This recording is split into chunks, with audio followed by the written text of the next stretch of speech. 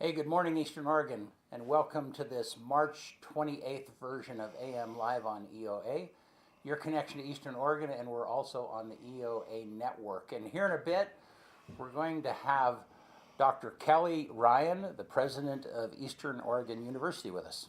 So, Yeah. how are you, man? First Friday. First Friday. Opening day for baseball. Oh, the Best day of the the real year. opening day? Yeah. 'Cause- Like I said, this last week and a half is my favorite time of year for sports. March Madness for Yeah. women's and men's, the NCAA wrestling tournament, and opening day baseball. So is March Madness over? No. No. Okay. Nope. We're in the Sweet 16 down to 8 in men's and women's. Okay. Yeah. You hear about what happened to Utah? So the first and second rounds were in Spokane at Gonzaga. Uh-huh. And they didn't have enough hotel rooms because the men's tournament was there too, and they were also having state tournaments for high school sports. So they sent them to, as long as the NCAA rule is you have to be within 30 miles of the facility. You have to be able to house everybody that's playing in the tournament. Otherwise, you can't host it. Okay. So they sent them to Coeur d'Alene and put them in a hotel. Yeah. And I guess 2 different times they're racially attacked, verbally. Yeah. And there's a big uproar from University of Utah and with the NCAA right now because they had them, in Coeur d'Alene, which is about a half an hour drive. Right. And that happened, and so now that's going to hurt Spokane's, Gonzaga's chances of hosting in the future. So who racially Somebody in slurred Coeur who? d'Alene. Oh, I Somebody, see. and Yeah, so the somebody headlines locally? are all about how Idaho's, northern redneck and Idaho, da-da-da, racist, KKK capital of the world, this, that, you know what I Yeah. mean? So it's just been rampant the last couple of days. I think it came out late last week, but it's really hit social media in the last couple of days. Huh. Yeah, bad, all bad for Spokane. So what they did was, as soon as a couple of the teams lost, they brought the teams that they had staying, away Yeah. closer to Spokane. But Yeah. I mean, that's going to hurt their chances to host in the future. That sucks. 'Cause Yeah. it's good for the Pacific Northwest. It's good for a small school like Gonzaga. You know what I mean? They only enroll like 7,000 people. Right. And they're hosting the first 2 rounds of both the men's and the women's NCAA tournament. That's huge. Yeah. It's a lot of money Yeah. for that area. And that's too. You've been to that arena or that kennel? gymnasium. Oh, yeah. yeah. I was going to say Yeah. you did a video. I've taken pictures in Yeah, I was there. going to Yeah. say. Yeah. Yeah. I've taken pictures at EOU basketball. Yeah, in a there. couple of years ago, EOU went there. Yeah. Yeah, Right. it was awesome, man. It was the first game back from COVID. Right. It was Halloween. Right. And it was Chet Holmgren, who was the number 2 pick overall, who's in the NBA now. Yeah. It was his first game in the kennel, and that place was rocking. Yeah. Oh my God. I've never seen anything like it. For such a small arena, Yeah. the atmosphere is just, woof. Yeah. It's unlike anything. You could go to an arena that sits 40,000 and it's louder in there. I promise you. The whole place shakes because the students jump up and down. I took a video of it. Yeah, I remember, It's yeah. just it's phenomenal. It's Yeah. cool. It's like a gem that we have in the Northwest, really. Yeah. Well, I mean, Gonzaga's been to 13 straight Sweet 16th. Yeah. It's so funny. I mean, their sports have put them on the map. And everybody argues that they play in a crappy conference, which they do. So they get a lot of wins, which Yeah. automatically qualifies them for. And I'm not going to argue with people about this because I think they're kind of right. They get an easy road into the tournament every Yeah. year. They do play the toughest non-conference schedule in the country, but when when you're playing teams in their conference, they get a lot of easy wins, Yeah. and then they don't ever really do much past the Sweet 16. You know what I mean? They've Yeah. never won a national title, and that would be the only argument that says, like, hey, you got a pretty easy schedule outside of your non-cons, and you kind of get a pass. A lot of times they're like 30-2 or Right. 27-4, Right. and they end up being a 1 seed, and it's designed for a 1 seed to get to the Sweet 16. Yeah. It's not designed for a 1 seed to lose before the Sweet 16. Yeah. So it's kind of been an easy pass for them, but we'll see. Yeah. They're in it again this year. The men and the women are in the Great, Sweet great 16. for the school, no Yeah, matter it's how awesome. you cut it. Yep. And it's a great school too. When I Yeah. was there, we got there like in the evening, and I went with the players on a tour of the campus. We rented some of those little scooters, Yeah. And I want to see you on a scooter. and like that. it was fun. We need video I of had that. one of the players took the camera, so I didn't even have to record. Yeah. And we went to look inside the gym, and there's this old Russian janitor. And he came to the door. He let us in at like 9 o'clock at night. So we were the only ones in the kennel. I took pictures of that too. It was pretty cool. Yeah. It was pretty cool, and it wasn't planned. I mean, they didn't know that. He didn't know that we were playing them. Just kind of worked the out. next day. It just worked out perfect. It was pretty awesome, dude. Yeah, that's great. It was good. Well, hey, you want to do sports? Let's do it. All right.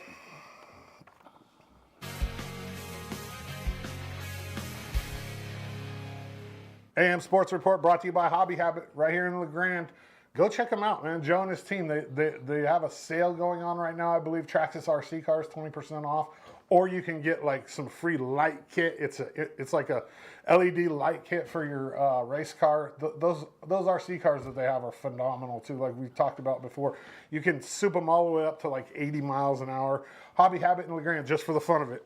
LHS baseball dropped 2 out of 3 in Arizona during their annual spring break trip, which is, I mean, we'll kind of see. We don't really know where this team stands yet, just because the Arizona trip's really hard to judge because you're playing basically the best teams in the Western United States. So, I mean, conference-wise, we'll find out more about this team on Tuesday when they open up their GOL play against Baker in Baker. Those games are at 2 and 4. LHS softball is the week off. They'll resume play on Tuesday with their GOL opener at Baker as well. The games are at the same time. I hate that, BC. I hate that they play the softball and the baseball games at the same time. It's the dumbest thing ever because the baseball players can't watch the softball players. The parents can't. It's just, I'm not a fan of that. And that's up here at Pioneer Park? No, that's in Baker. They open GOL play in Baker. Congratulations to Carly Ratke and Christian Azure from the LeGrand girls wrestling team. They both qualified for the U.S. Marine Corps Junior and 16U National Championships in Fargo, North Dakota. They're both 105-pounders. Carly is a 16U, and Kirsten is a junior.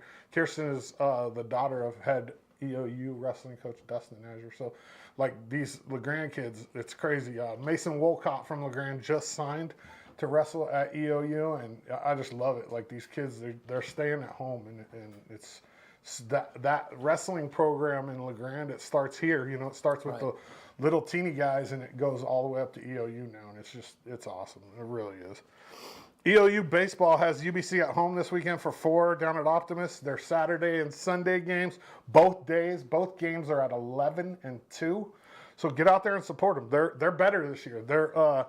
They're looking to get their first conference win. Right now they're currently 9 and 21 on the season. They're 0 and 8 in conference, but they got to change. I mean, they played LCSC tough on the road last weekend, and this team, like I said, it's way better than it was last year. And the atmosphere is different. That's the most important thing. The atmosphere in the dugout is completely different this year in Kyle Treadway's second year. I mean, I would almost want to call this his first year, even though he came 3 games in last year. I don't really hold last year. I don't hold him accountable for that. Well, yeah, he came. But I mean, this year he changed. There's a lot of new players, so I mean, I would hold him accountable for this year, and they're a lot better. Good. EOU track and field has the weekend off. EOU softball hosts the University of Providence today and tomorrow up at Peggy Anderson Memorial Field. Those games are. They changed the time today. The first game is gonna start at 12:30. Second game 2:30, and then tomorrow the game is at 11 and 1. So get up there and support them. This EOU softball team is really good. They're 10 and 2 in the CCC. They're in second place currently. They already knocked off the number 1 team in the nation at the time, OIT. They not only did they beat them 10-0 in the second game. They just shut them out. The pitchers, these 2 pitchers, Kylie and Kaylee, they are absolutely phenomenal. Kaylee's gonna, like I said on the show on Tuesday, she's gonna be National Pitcher of the Year for the NAI. I have no doubt about it. She's already won CCC Pitcher of the Year 4 times, and she's just basically unhittable.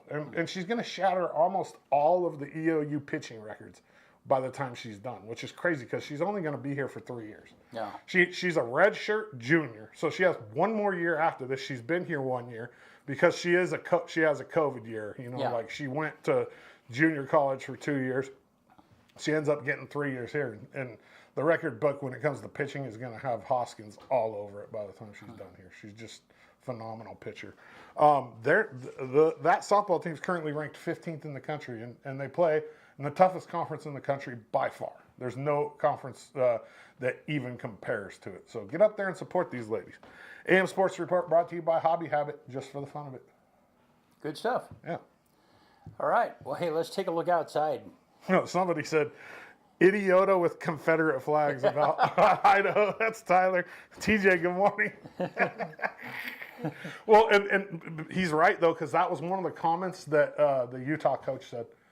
There's Confederate flags. And this is coming from a respectable women's college basketball coach. Right. Like, she ain't making this up. Like, yeah. It's crazy. Back to the weather. Yeah.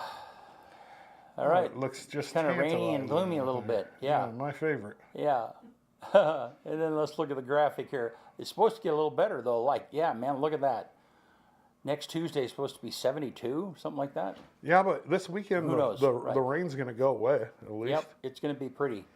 Yeah, Saturday, Sunday, supposed to be sunny in the 50s. Monday, 64.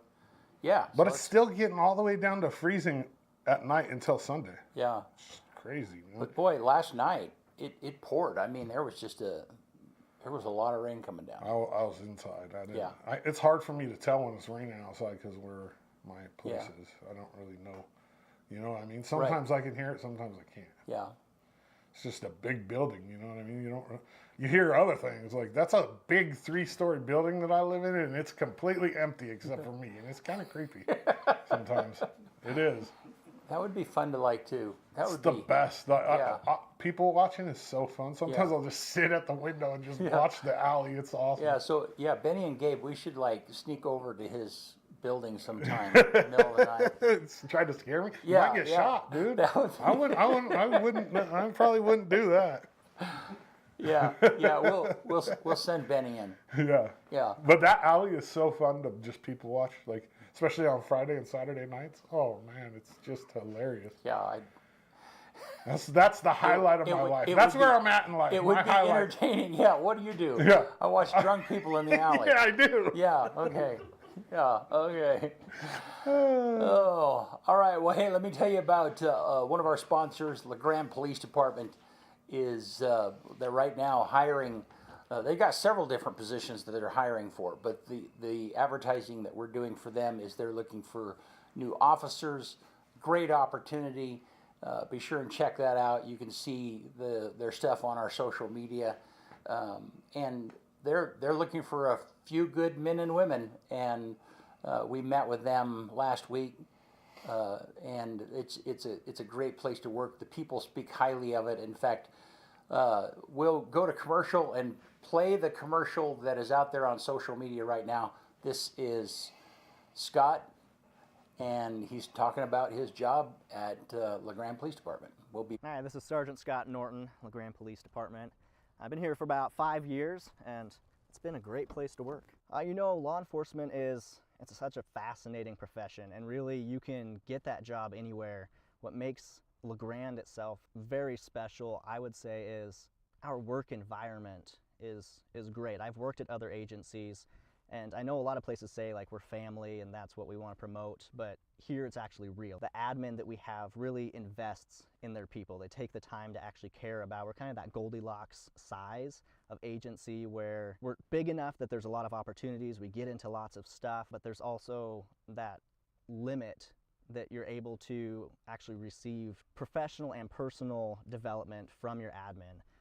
They care about your family, they care about your kids, they check in with us regularly and make sure that we're getting where we want to both in life and here at the PD.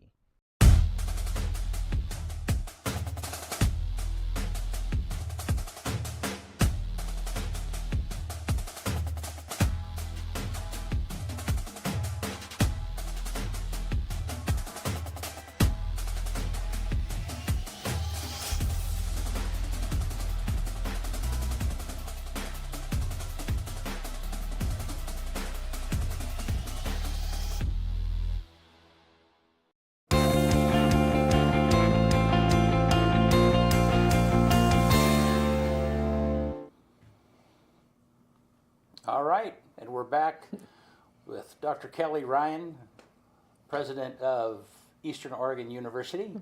And man, it's March, and you're about done with your first year, right? Yeah. Been here about almost 9 months now. Yeah. Yeah. Well, that's crazy. How's it? I mean, you kind of like just jumped into it. How's the year gone and stuff for you? Well, it's been a whirlwind, as I'm sure you can imagine. You know, as Kyle mentioned, just getting to even know the sports is, you know, with 15 sports teams, you know, that making sure that they feel the love from their president, and getting to meet with the community there, and just learning about the university in general, you know, just really digging deep, you know, going to the labs, going to the theater events, seeing the musicals, you know, meeting the faculty and staff. I started off the year by making sure I had open sessions with every single unit on campus to hear about, you know, their aspirations for the university, and also to share my own. Yeah. And so a lot of listening, and a lot of travel, actually. Yeah. Eastern Oregon is vast, and we want to make sure that we're learning about the entire community, and that everybody's got a little face time. And so been doing, you know, I think we've hit every single community since I've been here, just to make sure that I know everybody's needs and that the community knows that EOU is here for them. Yeah, that's awesome. So tell me about, and we've been trying to connect for a while, and just haven't been able to do it. And so some of my questions are just super basic, like, So tell me about how do you prepare yourself to be an EOU, a president of a university, and kind of tell me about your journey to get here. Oh, sure. So I think, you know, it's funny. The thing I get asked a lot is like, are you okay? You know, are you okay? And I think, you know, the best way to prepare for a university presidency is to just have the job experience, right? Yeah. And so I think my own background as an academic, so I actually, you know, have a PhD in history, and I'm still engaged with literature there. And so I spent, you know, a good portion of my career doing the work of a professor, and doing the work of a university, which is actually transforming students' lives through the knowledge that we bestow. And so, you know, I know the daily grind of that. When I was in graduate school, I also was an advisor to the history majors and the education majors. And then I think, you know, taking on leadership positions is really important, because the people are everything, right? The students we serve are so important, but the people that we work alongside, you know, you have to learn about how to manage that, you know, what works best. And so I was a dean at the School of Social Sciences at Indiana University Southeast. Then I became provost, and you know, at that point you're having more and more leadership experience, but you're also still, at least in my case, I'm still very energized by that academic experience. There's nothing more important to me than making sure that people have access to an education that can transform their lives. And so, and then I had the opportunity to be the interim chancellor, and so having all of that experience, I think, in my background, probably gives me a level of confidence when I wake up in the morning to meet the day. But in terms of preparing for this position in particular, you know, before I arrived, I you know, you just sort of read the website, you know, you just sort of read the website and memorize what you can. Yeah, right. Yeah. And then, you know, immediately, again, you know, people are important to me. And so making sure I was having the conversations, and we've continued that. I have a coffee with Kelly every month to make sure people know they can come out and talk with me and communicate. But getting to know the people, getting to know the region, you know, those are the critical things that I'm undertaking now. So help me understand, in my ignorance, I'm sorry, the difference between a provost and a chancellor Sure. and a president. How does all of that? Throughout the United States, chancellor and president are pretty much interchangeable terms. It's just a matter of how schools design their leadership positions. Indiana University was designed after a German model, and so that's where the word chancellor comes from. Yeah, and so Eastern Oregon University has a different pattern and traditions, and so they call president. So those are the same jobs. A provost is someone who runs the academic and academic support services at a university. university. It's the number 2 to the president because, after all, it is an academic enterprise, what we do. Right. And so that work, you have the bulk of the institution reporting up to you, and you're designing the future and the current support that students receive at the university. So it's just absolutely fundamental to what we do. Yeah, awesome. So at what point, tell me about how you became aware of EOU and they're looking for a president and should I apply for, tell me how that all happened for you. Sure. So when I was in my former position, I knew, okay, this is me. This kind of leadership position is what I like because I like, I grew up in a military family, as I've shared with you previously, and so I'm just moving all the time growing up. So change is something I'm really comfortable in, and being a university leader is having to embrace that sense, embracing that movement, the fact that you don't really control your day, the institution does. But I found it exciting, in particular, the community engagement piece. And so, when I was in that position, I was like, okay, I think it's time for me to reach out. And one of the things I also share, and this is corny, but I'm in love with my husband, and I am. I'm deeply. That's awesome. We have a wonderful marriage, and one of the things that the pandemic enabled is remote work, and so he has a great job. But I wasn't really going to be able to move, and have him keep his position. And at the same time that I knew, okay, I think this is what I want to do. My husband, is also more freed up to come with me, right? I'm not going to leave my husband behind. So the advertisement for the position appeared. So I get up, so very exciting for you to learn about me. First thing I do every day is I read the news, like many people. And one of the things I read is the Chronicle of Higher Ed. That position was advertised there. And so for me, the reason why I want to be in higher ed is I want to open access to students from across the nation. So I want to work at places whose entire mission is attuned to creating more access, in particular for people who might not consider college. My previous university was also situated and served a large rural community as well as the suburbs of Louisville, Kentucky. And that mission, the thing that gets me up every day, I saw that reflected in the advertisement. And so I reached out to the consultants and we had a brief chat and I just kind of sat on it, I'll be honest with you. I just sort of sat on it, probably, I don't know, maybe a month or so. The search consultant called me back and they're like, you should really think about this. And so I did. I went ahead and drafted my letter, and I was fortunate. The search committee, decided to interview me. And, these processes are really, they're twofold. I'm wondering what's happening. They're wondering what's happening, And what I learned that day was that this was a community that was deeply concerned about where the university was headed. And while that can be viewed kind of negatively, what I see in those kinds of concerns are passion, right? They're passionate about where is this university headed. And so, they were very concerned about things like enrollment, the student experience. These are things that touch me. And so I started to see some synergies there. Now, then when I came for the interview, and keeping in mind I'm a historian, flying to Boise, renting a Jeep, driving on the old Oregon Trail, that was exciting for me. And then when I came to the university for the interview, I got to meet all the people. Again, I sensed that same thing, that maybe this community and my values actually share something in common. And so, so that kind of sealed the deal for me.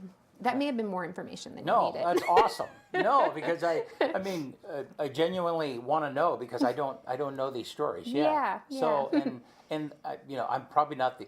If I don't know, then there are probably others out there that don't either. So so thank you for sharing. So what was your assessment then before you came, and does that match up with? So is it what you expected? I guess maybe that would be. I think there's always unforeseen challenges, that you're going to have to address. And that comes through those relationships that you build once you set down on campus. I think that Jeremy Davis, the head of the hospital, he calls this region as having the qualities of splendid isolation. I couldn't agree more. There's something very special and unique. And in fact, I think the way Kyle talks about sports is a really great indicator of that. There's an intimacy to this community. There's a thoughtfulness in the way that we interact with each other that's very appealing.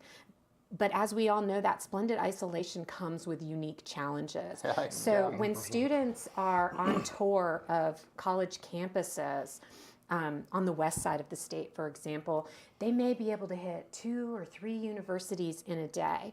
Right. If you're going to come to EOU, you're spending the whole day, right? You're not, it's not like you have to be intentional. Right. Yeah. 100%. Yeah. And so I think that some of that isolation poses challenges, even though it's also an opportunity. So how do we get the word out about how special and unique what we do here is? How do we share the kind of passion that Kyle expressed about our athletics with people who maybe aren't even looking to the east? So it poses some challenges that you can't really know that until you step down on the ground. Right. Well, and I totally understand. So I went to Northwest Nazarene in the 80s, and at that time, I mean, Nampa, Boise area was not exploding, so there was a lot of that isolation that was associated with NNU. That's changed a lot, but still, I that's a really good way of putting it. Students, and the problem is, from a marketing standpoint, is students don't rush towards isolation. I mean, that's not a, it's really good for them. It helps them develop in some ways that they never would develop, But, I mean, I get the marketing challenge part of that. BC, I always say that there's, and this speaks about EOU too, but about this area, I could tell you 1,000 things that are wonderful, and I can only tell you 2 things that suck. Yeah. Access and weather, and that's it. It's hard to get to. It's that simple. And the weather. I mean, there's times where you can't even get in here. But I can tell you 1,000 things that are great about Eastern Oregon. No doubt. Well, and that's it. Once you're here, it's like, wow, there's so much here, and I totally understand that. So how's it going? How's the year gone? Maybe let's start with some of the strengths, because you come from the outside. What are some of the really powerful strengths that EOU has that is competitive with other schools out there? Yeah, I think one of the things that I always think about first when I think about the EOU experience is the intimacy. And I think it speaks to Kyle, what you just suggested about that kind of small town community, is that, there are plenty of colleges and universities that advertise that these are small communities and a good place for your child to land. But I think EOU really lives that out. I think that not only do we have these small class sizes, but we also have a manageable, stunning campus for students to navigate. And I think that the ways that we're really focused on building community at the university, I think it helps us live out those values. And it's so important because what EOU is offering, it's offering to these rural communities in Eastern Oregon. Students who come from towns with 1 or 2 stoplights, LeGrand is huge to them, right? And so we want to be mindful of that. But, we're also attracting folks from Portland and Seattle who want to do something a little bit differently, who want to come to a town like this in a small community where they're more than just a number. Anonymity can be great when you're young, but it doesn't make you feel special. And so EOU's, I think, able to do that. At the same time, one of the things that, I continue to remain deeply proud about, and I feel like I wish the community knew more about this, is so we have this really robust online offerings for students across Oregon and even in Washington and Idaho. We have many students. These students who take our online courseworks, generally speaking, are adults. They're adults who are looking to skill up. So over a third of our student body is online and engaged in, a transformative life experience of going back to college after being in the workforce. I think, as we all know, there's you can start out about the same wages. Right. If you graduate from high school, you can get a good job, but eventually you're gonna stop out in terms of your career development and growth. And so what our adult students are doing is they're, and this is difficult. I mean, let's be honest. They're Right. going back to school. Right. They've got kids. They've got marriages. They've probably got dogs and cats too, Yeah, right? yeah. But they're spending their time skilling up for the betterment of themselves and their families. And I'm incredibly proud of that because, we're here for them and we're offering them the kind of flexibility they need to get to where they want to go in their life to better support their families as well as their own kind of career aspirations. It's really important. And I think, there are some other things that are really special about EOU. We're the most financially manageable institution in the state. By far. By far. It's not even comparable. Right. Yeah, and it's not easy, Kyle, Brett. I mean, it's not easy to be a financially manageable institution. We have to constantly be minding our budget and making sure that we're providing that access that is the driving force in what we do. Right. So, those are just three of the unique things. But I should at some point mention, I know that y'all in this valley are used to how pretty it is, but I'm still in awe every day I wake up at just how fortunate we are to live in a place that's like this. Yeah. It may have some bad weather occasionally. It may be difficult to get through occasionally, but I think that EOU is a stunningly beautiful campus, and I think that we exist in one of the most exquisite valleys in the world. So one of the best things about social media is opening it up and seeing all the pictures that people post of right here, Yeah. right here. I mean, I could pull up 100 of them right now. You know what I mean? It's just.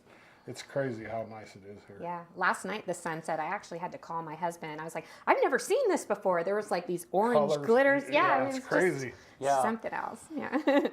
So let me talk to you about finances for a minute and the costs of school. Because I've had Sure. somebody tell me, somebody say, well, if EOU doubled their tuition, they would attract different kinds of people. I mean, yeah, and you're laughing.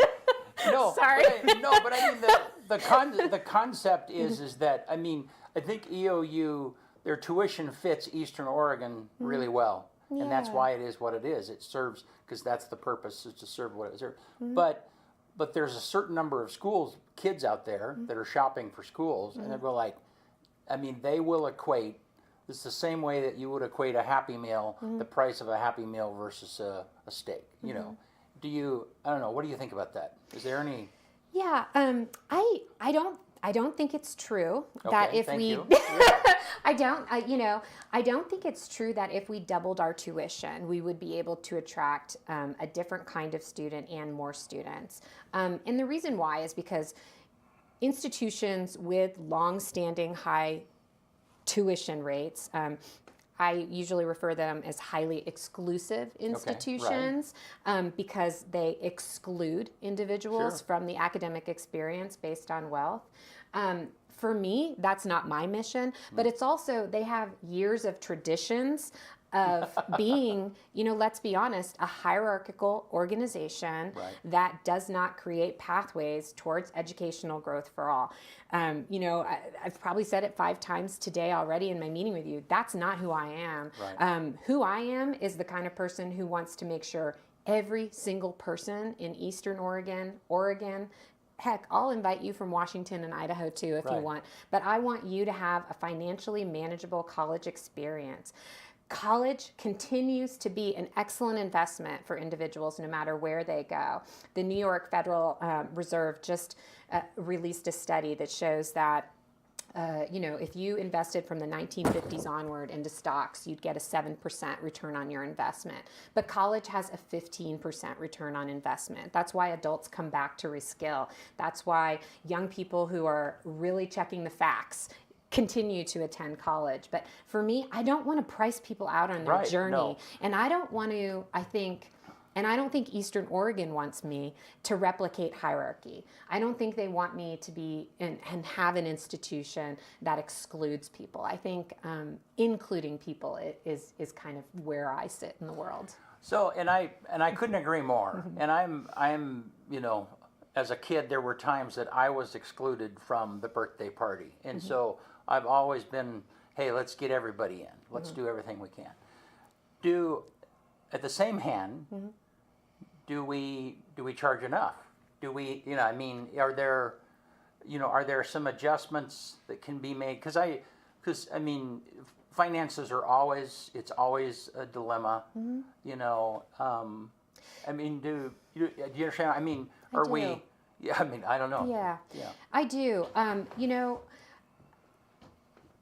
This is going to turn into a plea, unfortunately. But when we look at higher education funding in the United States, one thing that Oregonians probably need to come to the table about is how much they're willing to spend on education. Right.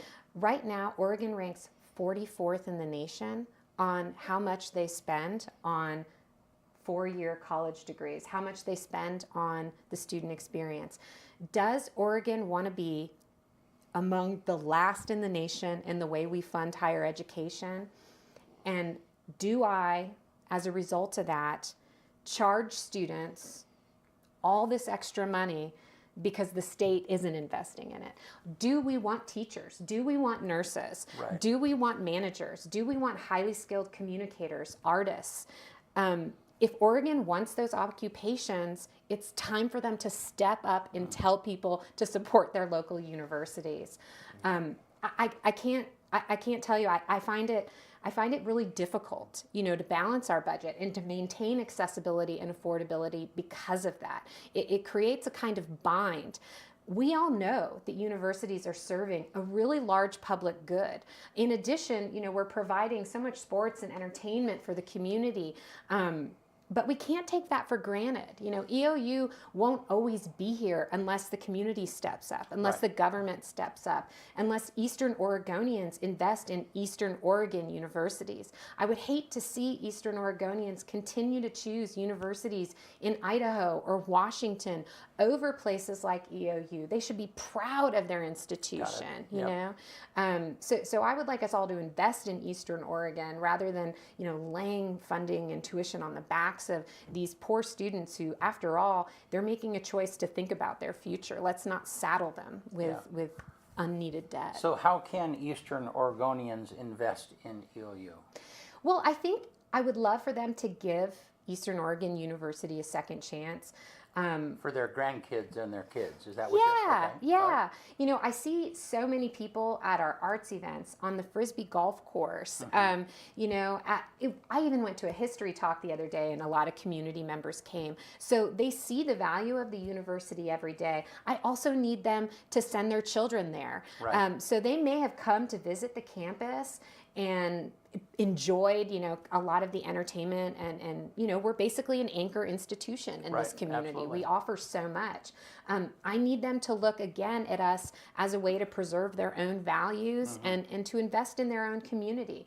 I would love people to send their kids over to one of our preview days. You may have been on the campus many times, but once you look at it from a totally other perspective, once you become, a Mountie, you're going to see this campus and community differently. Get to meet with the faculty. Think about how you're going to make those local connections and have a really practical education that's going to allow you to advance for the rest of your lives. So I would love for us to have more pride in Eastern Oregon and Eastern Oregon's institutions because we're here to serve you. But if you look out to Washington and Idaho for these services, you're missing out. Right. So I'm running for county commissioner, and the economic development question is just, you hear that over and over again. And I think you're absolutely right. We have to start with what we already have. I mean, we have a tremendous medical hospital system here. We need to support that. EOU is, you're right. You guys, those are super anchor tenants, for lack of a better term, for Union County and Eastern Oregon. And so let's say that you're a grandparent and you don't have control over where your grandkid goes. How can they support EOU? What can they do? Well, I think they can be part of our community. As I mentioned, as an anchor institution, we're here for everybody. I mean, they can partake in any number of things. They can even, a grandparent can even take a class at EOU. Say they're interested in artificial intelligence. Maybe that's something they want to learn more about. And so they can take a class through us as well. But I do think, having those conversations with the kiddos about, their futures are important. It's fine, you want people to live out their dreams, but I want people to understand that Eastern Oregon University, just because it's in your backyard, doesn't mean it's a second-class institution. Right. It's a first-class institution. Right. You're not letting something go by attending your local institution. You're actually enabling your future success. Good. One of the things that I found so interesting when I started traveling around Eastern Oregon and talking with folks is so many people in this region will go away for like 10 or 15 years. Right, yeah. But they come back. Right, yeah. Guilty. They come back. And that is a black hole. testament. Yeah. It sucks you back in. That's what I call it. Yeah. And they're, I want to learn more about what sucks people back in, but I know that there's something special here, and I know that our institution is part of that. It's part of what makes this community special. But it only remains that way if we all remain invested in it. Yep, yeah, 100%. BC, you want to know what's crazy? If I signed up for a class next year, there's a very strong possibility that there'll be 3 generations of my family at EOU at the same time. If I signed up, because my dad goes there, my son's going to go there. If I signed up for a class, there would be. I might just have to take a class. Just to do I love that. Yeah. If you do that, you have to let me know so I can shout it out. Yeah, my dad's currently enrolled, and then my son, he hasn't 100% committed, but I think we had a conversation last night. He's very much leaning towards coming here. It's tough though because mom lives on the west side, and there's schools over there that he's interested in too. But he's been on a couple recruiting trips over here, and he's been pretty happy with EOU. Well, and I get what you're saying is that if as adults, like non-college students, we're excited about EOU and what it has to offer, then our kids and our grandkids are going to catch on to that. 100%. Yeah. And it's kind of funny because Tim and I are involved in LeGrand Rotary, and there's some of our older guys. I mean, they're very older families, their husbands and wives. I mean, they're very supportive of EOU athletics, and I mean, they go regularly. It's part of their culture. It's part of their thing. But once you get to the 50-year-olds, now Tim goes all the time, clearly, but but still there's a gap. So in other words, I mean, the people that are involved in raising families and I mean, their lives are just full of family stuff. It's just not on their radar to support EOU. Yeah. It's just not, it's just not a part of their thinking. And yet they probably use so many of our resources. Absolutely. Oh, so take, for example, if I just think about the way I walk through my day, including, as y'all know, my coffee stop on the way over here, that coffee was made by an EOU student. Our students are drivers. They are economic engines of this community because they provide so much labor to so many of these local businesses. There's a mom group that I often see walking through campus with their kiddos because we have such beautiful green space, and then just being honest, at the end of every day, I almost get hit by a Frisbee. There are these young men and their young boys who are out there, and I'm at the point where I'm like, I'm coming! Please don't hit Put on one of those vests. Yeah. But, I would encourage people to do more than use our facilities, right? I mean, we have a foundation that allows us to maintain such beautiful facilities. I need the community to support us as much as we support them, I think, at the end of the day. There should be pride in that. Well, and Tim and I have been sitting on boards literally for years, and we've talked about helping EOU be more connected to LeGrand and LeGrand be more, because EOU is it's a little city in and of itself. I mean, it's pretty self-functioning, and I would venture to say that there's probably staff and faculty that are a part of EOU that LeGrand may or may not even be on their radar. The same that LeGrand has people that EOU is not on there. So connecting, and I mean, and that's just a monumental task. But you're right. You know, those students are a part of our life. I mean, we see them, and we see them wearing EOU gear. You know. I think the biggest thing that people don't realize about EOU, and I don't know how we can open their eyes better to this, is the quality of people that EOU hires. And so I do a lot with sports, but I do a lot with EOU. Like, I mean, I interact with a lot of people up there. And I'm not just talking about the sports department. I'm talking about all around.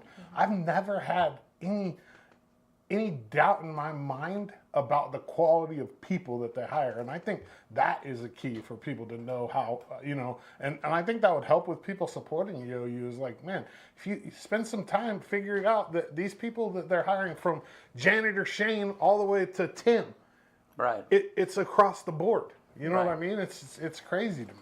And I would say too, you know, one of the things that I always think about is, you know, when we're out in the community, except me, you know, I'm always trying to wear something that lets people know. But we're not usually, the faculty and staff, badged up, right? No, right. And so I also think we're actually everywhere, but we're like this hidden, unseen thing. So we're at, you know, the Little League. We're the coaches. We're the moms and dads at the schools too. But I think a lot of it, you know, I don't think, you know, most of us at the university, well, I do, but everyone else doesn't walk around at the university being like, I'm EOU. Except for coaches. All the coaches wear their gear. Yeah, all that's the time. true. I mean, you can tell an EOU coach from anywhere. I mean, So we're almost everywhere, you know. Right, but EOU, I mean, I'm thinking of Scott McConnell starting, you know, Side A. I mean, there are EOU staff and faculty that are, I mean, there are business owners in the community. They're involved on the boards. They're serving on the boards. And Michael Fields is another good example right, of yeah. that. Yeah, I mean, and all of that is such a key, not only because of the character, but because of their skill and their experience that they bring with them. So, do you, when you're hiring, when you guys are filling, tell me, you know, are people finding professionals that want to move to the community? Are they having troubles finding a place to live? Yeah, I mean, Good just question. being honest, even I, you know, and it should be probably, I mean, it shouldn't be, but it should be easier for someone like me. But yeah, no, housing is a difficult issue here. You know, there really isn't another way around it.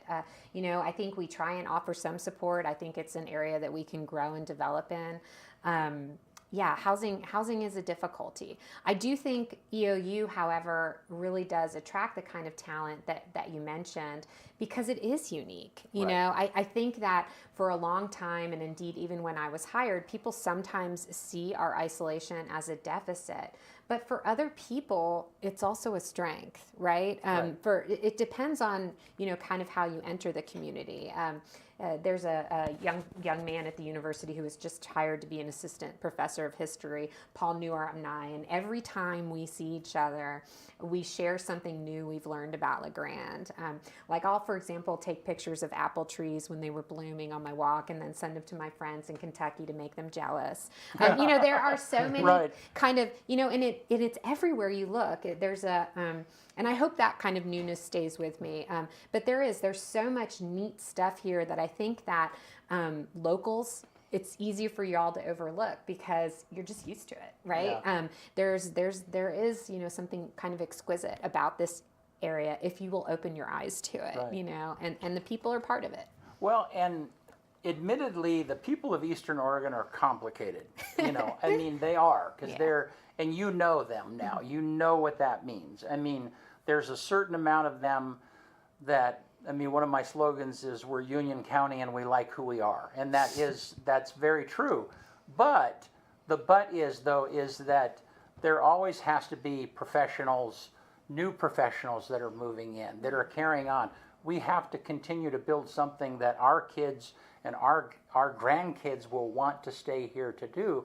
Well, that means newness. That means new people and new things. And sometimes that is contrary to we are Union County and we like who we are because those things don't always. So the complication is we're a little conflicted inside. Yeah. Yes, we like who we are, but at the same time, there has to be a pathway, and it's not just EOU faculty and staff, it's the hospital faculty and staff. Or I mean, they're professionals. So there's been so much emphasis on the housing crisis and trying to, because people are homeless and we're trying to accommodate them. But the other part of that crisis is professionals don't really have a place to move into also. And so they're buying down, and that's part of what's compressing the market and raising prices. So I got some comments coming in. Our producer Benny is a 4th generation EOU student. All right, I didn't love know that. So mom and dad are both Ben Wells. Mom and dad both went there. Mom's grandma, both of his siblings went there. And then Ben just texted me and he said, "We aren't the middle of nowhere. We're the middle of everywhere." Oh, that's cute. I love it. And then Bud Forrest wants to know, how do you like inheriting the front staircase project? Big project for your first year, because it means a lot to so many people that went there. It really does.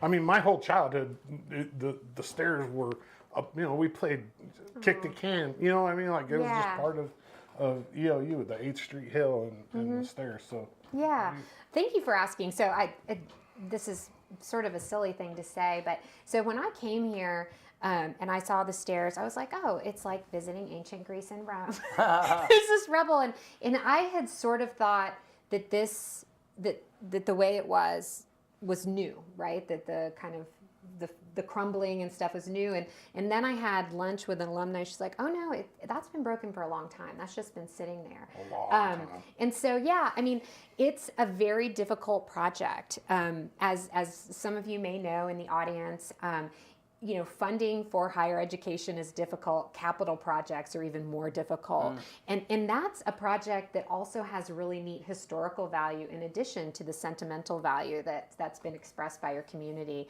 I was recently shown, I think, a Facebook page by the Friends of the Staircase. And I got to read through the really beautiful memories that people have on that staircase. And it was, it was good for me to learn that. It was good for me to learn about the sentimental value everything of that. from prom pictures to weddings. There's been weddings on that staircase. And it's so ornate. I mean, it's so ornate. It really kind of just rings that like 1920s and 1930s kind of architectural experience. And yet the world has changed so much, most significantly in the last 2 years with escalating costs around supply chain, construction. So the project is a difficult one. The funding that was delivered to us is not enough to rebuild it back to its highly ornate original structure. And yet we're so committed, because that staircase isn't just a sentimental experience. It's also, for us, it's our way of saying we're part of this community. Right, it's the gate between LeGrand and EOU. Sure. And so for us, the most important thing is just making sure that connection stays alive. And so we're actually going to present the new designs at the next LeGrand approval meeting in, I think it's May or April, I can't remember which. But so we have a new design. It's scaled back, but again, the key thing is recreating that experience of connecting Inlow, such an important building, and the campus to the community. So we're working on reconstructing it. Good Lord, it better be done by year's end, because we got that money. So we're hoping for a quick approval process so that we can create new memories. Create new memories and new connections with the community. I think one thing that is super important is to maintain the clearance, because for a long time there was a disconnect because of all the trees. Like you couldn't even see Inlow from down there for years, because the shrubbery and the trees had grown so high. I mean, if you look at pictures from like the 90s especially, like you can't see Inlow. So I think one of the most important things is going to be maintaining that access and that view, because it really is a gateway from LeGrand to, I mean, it's only a few blocks from downtown to that staircase. It's awesome. Yeah. We don't unfortunately own all that property around the staircase, and so there's limited amounts from which we can actually clear it out. But I think that's a really good point I'll bring up. Yeah, and just for clarification, the money for the staircase, you can't use that on roads. You guys can't use that to pay faculty. You guys can't. Yeah, I mean, it's a grant, right? Yeah, Yeah, no, Okay, it's yeah. any, just being honest, like budgets in higher education are so rarefied. I mean, there's certain pots and Right. you cannot interchange them. Right. It just simply doesn't work Right. like that. So this money must be used on the staircase only. Yeah. And it must be approved by our local authorities and historic preservation committee. Yeah. So before we quit, so tell me, what are the challenges that you're facing? I mean, there are sometimes I hear people with dismal opinions about EOU, and it's right on the brink, or it's right. I don't know. Yeah. Where are we at? We're not on the brink. Okay, that's okay. good. Yeah, Tell me I that. want Yeah, everyone thank you. to know we're not on the brink. That's We're- good. We're Yeah. still here, and in fact, we're excited to be here. We do, however, have issues, right? Like every regional university in the United States. These messages that are out there about the value of college threaten our survival. That's the truth, and it's not EOU, as an institution that's the problem. It's a myth, a narrative that isn't true. If you look at unemployment rates, 2.5% for people with college degrees, which is about as low as it can get. It actually is something called frictional unemployment, where basically people are changing jobs. You're not going to see that among a high school educated only, right? Chances of unemployment are greater. You're going to earn the median wages is 16.5% more, which actually ends up to be about $1 million more over the course of your lifetime. So there's so much, I think, false narratives in the community about not just this community, in the nation, about Right. the value of a college degree, that it's actually undermining the enterprise. And again, do you want doctors? Do you want nurses? Do you want educators? Do you want managers? Do You want have to lawyers? have those. Exactly. And so I think, that's a struggle that we have. But, I think we're solving it in really unique ways by actually deepening really good, already existing partnerships. We have great partnerships with LeGrand and Baker. We've got admissions counselors there. We've been working with a ton of our local high schools just to remind them and to have pride, again, in your local institution. I stand EOU's success up against any other institution in this state for offering an excellent education. The thing we're also not going to do, though, is saddle you with debt. And so, to me, it's a practical choice, but it's one that allows you to be able to take advantage of, that transformative life experience that also means you're going to be able to better provide for your family. And then there's a whole bunch of things, of course, that people don't think about, like having better access to healthcare and things like that come with a college degree. So we are working on the enrollment pipeline, and that's actually been pretty exciting work. We're also really focused on student success and the student experience. That's why we're there. So, for example, we had a campus vitality campaign this year to bring life back to the campus after those pandemic experiences sort of diminish the engagement. We just had an incredible success. The Stress Less event, which was held in our new field house, we had over 600 visitors to that event, and it included awesome. community members. They actually set up courts for people to play. You could smash plates. It was so fun. And so we're seeing incredible successes like that. And I've been working a lot with the community to try and find additional ways for us to engage and connect our students with more of a LeGrand experience. Yeah. So we're really focused on that. And then, of course, we're really mindful of our budget. We're trying to reduce our budget to make sure, again, that we're not saddling our entering students with the high costs of tuition that you hear so much about in the news. We're also trying to think about the future. So I've been meeting with a lot of superintendents in our community, trying to figure out how EOU can better serve them. As we know, there's a teacher shortage. There's also a shortage of professionals to help with speech therapy, which we know is a significant issue. So we're working with them to try and build programs. I've also met with several of our local correctional institutions. As we know, education is very powerful. It can reduce recidivism. It can mean that there's less crime in our communities. It can mean that our correctional institutions have less behavioral problems because they can think more clearly about a brighter future. Yeah. So there's so much work going on. Much of it, I think really future focused, trying to think about what's the EOU for the next 10 years. Right. Right. I got a question before we're done. Okay, And we're running yeah. short on time, so you got 30 seconds. Okay. All right, this is a question. I've probably interviewed close to 200 EOU athletes All right. since I've been doing EO Live. And I ask every single athlete this question at the end of every interview. I'm a high school senior. Recruit me to EOU. Why should I go to EOU? Oh gosh, I think you should come because it's going to be an intimate experience. It's one that's going to allow you to meet and have mentors and people who understand where you're from. You're not going to be just another number. You're going to come to our campus and get to meet other people who are like-minded, like you, and represent your community. We're also very flexible. You're probably going to want to take a kind of part-time job on the side. You'll have an ability to be able to take a few online classes in addition to your in-person classes because we want to fit your lifestyle needs. We have incredible facilities on our campus. You've probably seen them all, Kyle. These are world-class experiences. We have 15 athletic teams. The campus I came from, we had 7. That means there's so much fun. There's always something happening. In addition, we also have the theater and the arts. There's just something for everyone here. Coming up, we have Macbeth on campus for those of you who are interested in getting to see it. Love it. Awesome. Wow. I'm really thankful. I'm sold. Yeah, go ahead. What's that? No, I said I'm sold. Yeah. I'm really thankful that we got this version of you than the version of you 6 months ago.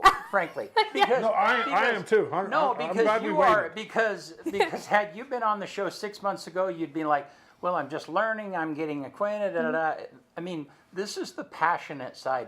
You're passionate this morning. Oh, Yeah. I'm And I always lo- like this. and I Ask love Tim. that. No, but I saw you talk at our Rotary group, and I mean, I think you clearly have a grasp of what EOU is and what it has to offer, and that's awesome. Thank you. Yeah, thank you. So good. Yeah, hope you can come back and We'd be happy and to. give us updates. So yeah, get us out of here, man. Let's do it. On this day, which is today's March 28th. Yeah, March 28th. 1866, the first ambulance goes into service. 1885, the U.S. Salvation Army is formally organized. So there was Salvation Army in England long before that, but in the United States, Yeah. 1885. And then nothing really happened on this day, so I skipped all the way to 2017. On 2017, the world's largest dinosaur footprint is found ever. The biggest one ever, 1.7 meters a foot. Wow. That's a big foot, man. And that was in Kimberley, Western Australia. 1.7. 1.7 meters. Meters, right? Yeah. So it's that's almost 6 feet. That's 5 feet. Yeah. 5 and Right, a little. right, That's yeah. a big foot. yeah. That is a #1 song in America on this day in 2004. This Love by Maroon 5. And then the quote of the day comes from Albert Einstein. This is fun. I didn't even think about this, but this isn't to speak that education's not important. But Albert Einstein says the only source of knowledge is experience. Yeah. Yeah. But he had a pretty good education when he said that. Oh, of course. Yeah. 100%. And education is experience. Yeah. 100%. Yeah. No, Yeah. Thanks so much for ringing those bells today. Oh, absolutely. It was Excellent. a pleasure. Thank you Yeah. for having me. We'll be Yeah. back on Tuesday. Yep. We'll see you guys soon.